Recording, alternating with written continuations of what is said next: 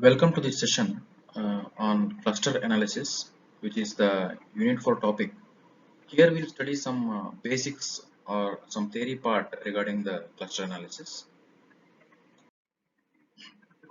So the basic question is, what is cluster analysis? Cluster analysis groups the data objects based only on information found in the data that describes the objects and their relationships. The goal is that the objects within a group be similar or related to one another and different from or unrelated to the objects in other groups. The logic is simple. Here we are trying to form a group of objects. We are trying to cluster or group the objects in such a way that objects within a cluster are more similar and objects which are present in different clusters are highly dissimilar. That is the main logic behind this. The greater the similarity or homogeneity within a group and the greater the difference between the groups, the better or more distinct the clustering. So that's what he says. If there is the similarity of the objects within a cluster is more and the difference between the objects present in different clusters is more, then the clustering is good. In many applications, the notion of a cluster is not well defined. To better understand the difficulty of deciding what constitutes a cluster, consider figure 8.1, which shows 20 points and three different ways of dividing them into clusters. The shapes of the markers indicate cluster membership. So if you see this diagram, there are around 20 points here taken, right? 20 points here taken. Now in figure B, the same set of 20 points have been divided into two groups, two clusters. Figure C, same set of 20 points has been divided into four groups. Correct? This is plus is one group, this is one group, triangle, this is one group, this is one group. And in figure D, the same 20 points has been divided into six groups. Plus is one group, triangle is one group, this circle is one group. I hope all of you are following. So the logic is you can form any number of clusters or any number of groups. So there is no precise definition or exact definition of how many clusters you want, whether the two clusters are important or four clusters are important or six clusters are important. As we see in classification, it is not clear because the labels are not at all given. That is the main problem here. So that's what it says. But the apparent division of each of the two larger clusters into three subclusters may be simply an artifact of the human visual system. That means, as we imagine, we will get so many clusters. The main logic behind this is the clustering process itself is highly imprecise because any points you give, the algorithm will group it. The logic of grouping is not clear. So that's what he says here. Cluster analysis is related to the other techniques that are used to divide data objects into groups. For instance, clustering can be regarded as a form of classification in that it creates a labeling of objects with class bracket cluster labels. So one form of definition is it is a type of classification, but the class labels are not given. Fine. The class labels are not given. You have to, as a user, you have to assign classes. That's what is given in the second point. However, it derives these labels only from the data. For this reason, cluster analysis is sometimes referred to as unsupervised classification. So unsupervised classification means there is no class labels given. Any points you give, it will blindly group the objects and the labels has to be assigned by the user. So coming to this theory part, different types of clustering. So here actually students get confused in this one. So I just want to highlight here. Different types of clustering is one question and different types of clusters, that is another question. So different types of clustering and different types of clusters that we'll see in the next topic. Please don't get confused with these two things. Here please observe, we are studying about different types of clustering. Okay, there are four types actually: hierarchical with bracket nested versus partitional or unnested, exclusive versus overlapping versus fuzzy, and complete versus partial. Okay, so many types of clusterings are there. We will see one by one. So let us go to the first one: hierarchical versus partitional. Hierarchical means nested, partitional means unnested. That's what. Hierarchical means nested, partitional means unnested. A partitional clustering is division of the set of data objects into non-overlapping subsets clusters such that each data object is in exactly one subset. Taken individually, each collection of clusters in the figures is a partitional clustering. So logic is very simple. A clustering in which one object, okay, it is exactly belonging to only one group. So it is not belonging to more than one group. Then we say it is a partitional clustering. It is a division of the objects into non-overlapping subsets. So one dot object belongs to exactly one subset. Whereas nested means one cluster can have inside it another cluster. Subclusters are allowed. That's what nested. Partitional means nested clustering is not allowed. So if you see this definition, if you see these points, you can visualize like this, right? Now see, if subclusters are permitted, then hierarchical clustering obtained, right? And if we allow clusters to be nested, so one interpretation of figure 8.1a is that it has two subclusters in 8.1b. So if you consider this full set of points, then you can think that there are two subclusters. If this is the full group, then this can be considered as two subclusters.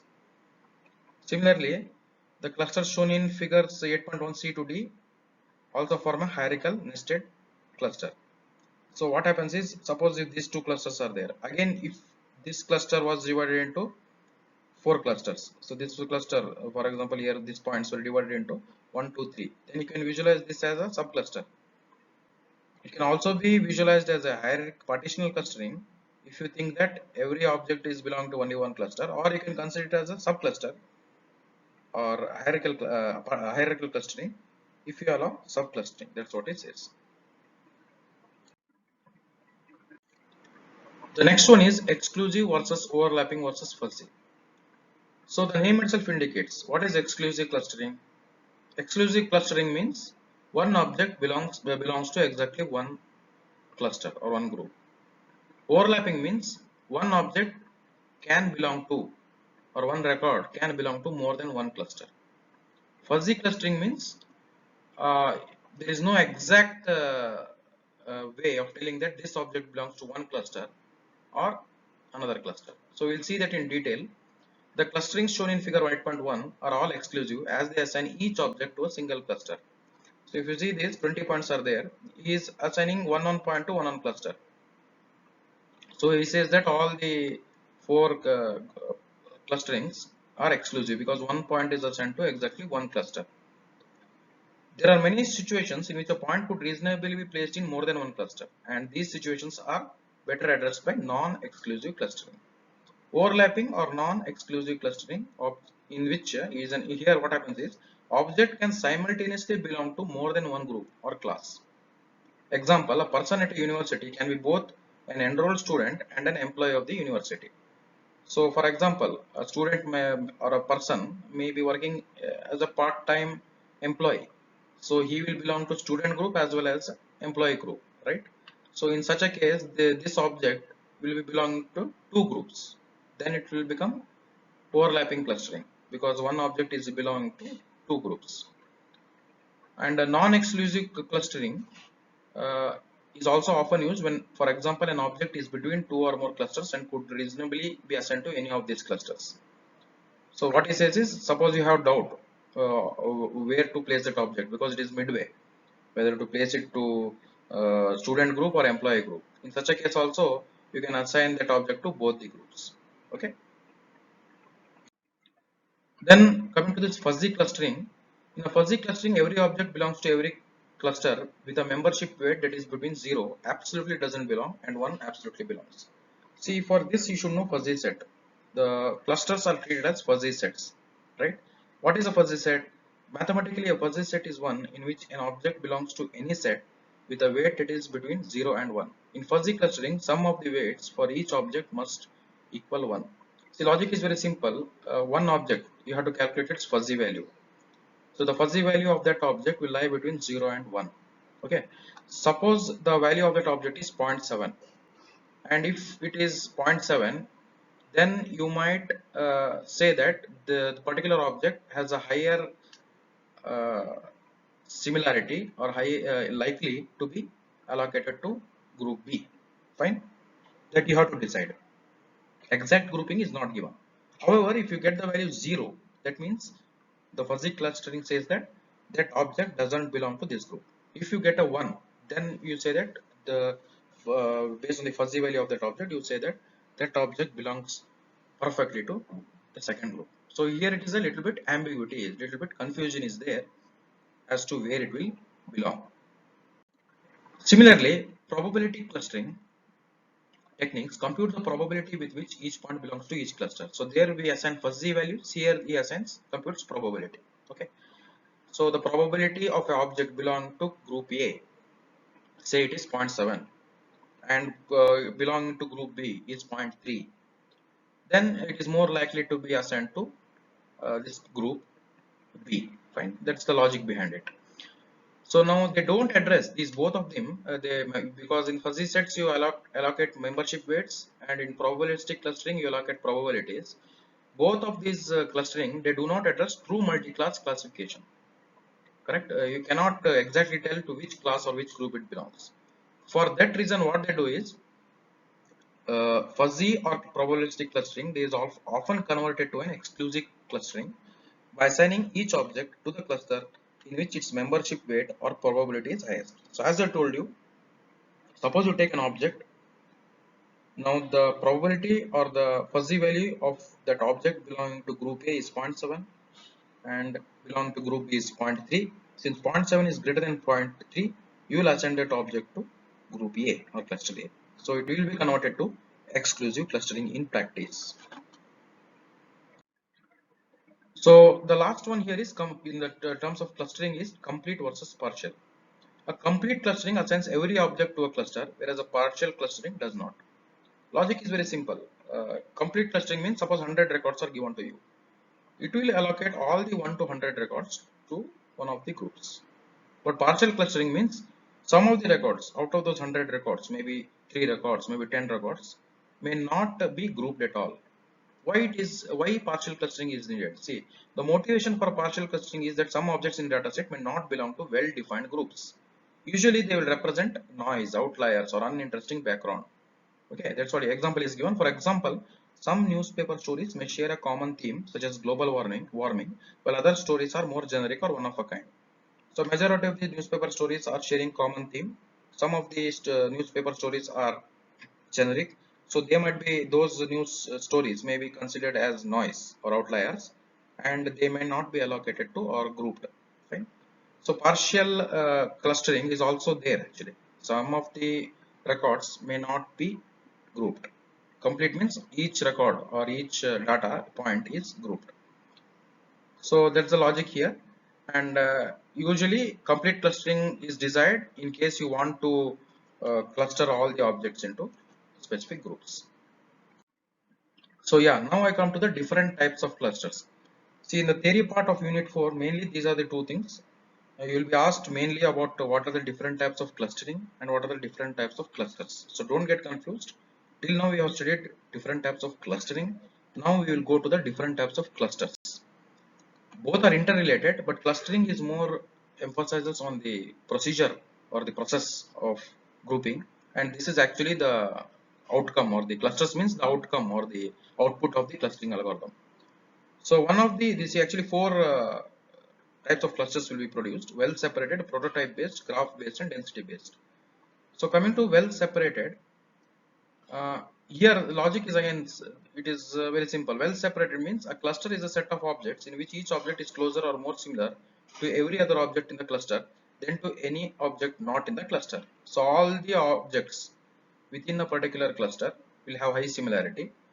Okay, but when you take object in this cluster and object in this cluster, then their distance should be high. Okay, that is the logic. Then we say that the clustering is well separated. Fine. So basically threshold is used to specify that all objects in the cluster must be sufficiently close. Figure 8.2 gives an example of well separated clusters that consists of two group of points. The distance between any two points in different groups is larger than the distance between any two points within a group. This is what I told. If you calculate the distance between any two points within this cluster, it should be less, right? But if you calculate distance of one point or one record in this cluster and you calculate distance between the point of present in second cluster to the first cluster, it should be more, right? That's the logic. So they need not be globular circular shape, they can be have any shape, well separated clusters. Coming to the second type, that is prototype based clusters. A cluster is a set of objects. Again, he has defined the same thing. What he says is this is a definition you have to write if they ask prototype clusters. A cluster is a set of objects in which each object is closer or more similar to the prototype that defines the cluster than to the prototype of any other cluster. So logic is again simple. There, in the previous one well separated, we can use the distance to separate them. Here he is using the concept called prototype. Now what is this prototype? So for data with continuous attributes, the prototype of a cluster is often a centroid. That is the average or mean of all the points in the cluster. So actually we will study k-means algorithm later. There you will understand more specifically what is happening. See, logic is actually data sets or data points or data records what they are giving. You will find the mean of that data, okay? And whichever record is closer to that mean will be assigned to one group, and further records will be assigned to another group. So there you are clustering or grouping based on the prototype, which is the mean of the object. That is comes under the k-means. You will study in detail about that later.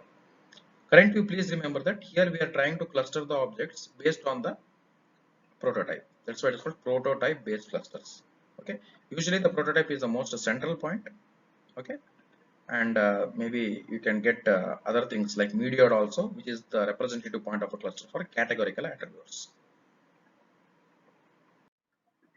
The third type of cluster is graph based clusters. If the data is represented as a graph where the nodes are objects and the links represent connections among objects, then a cluster can be defined as a connected component, that is a group of objects that are connected to one another but that have no connection to objects outside the group.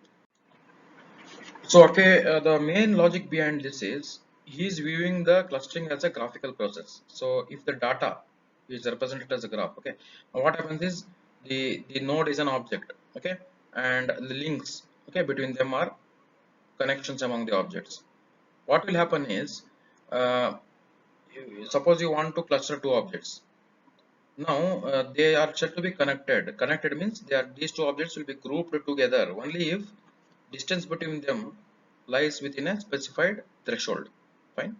If you calculate the distance between 2 points and the distance between those 2 points lies within a specified threshold which you are given, then we classify those two objects as belonging to the same group. That's what he's saying.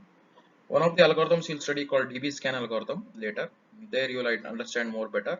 So this type of cluster is helpful when you want useful when clusters are irregular or intertwined. Okay, but they face some trouble while noise is present. Then the fourth and final type of cluster is density based cluster. Here what it does is the grouping happens based on the density of points. So if more points are present with higher density, then they will be grouped into one cluster, and if the density between points is less, then they will be separated. But what do you mean by density here? That is the question. So density is nothing but the distance between the points. So everything boils down to the distance. So if you take a particular distance between the points, and if it is if the distance between the points is if they are closer, then they are said to be more dense. That's the logic. Again, you study DB-scan algorithm, which is density based cluster. Now some small variation is there where the noise and outliers, even if they are present, it is supposed to work better. This is the main difference between the graph based and density based actually.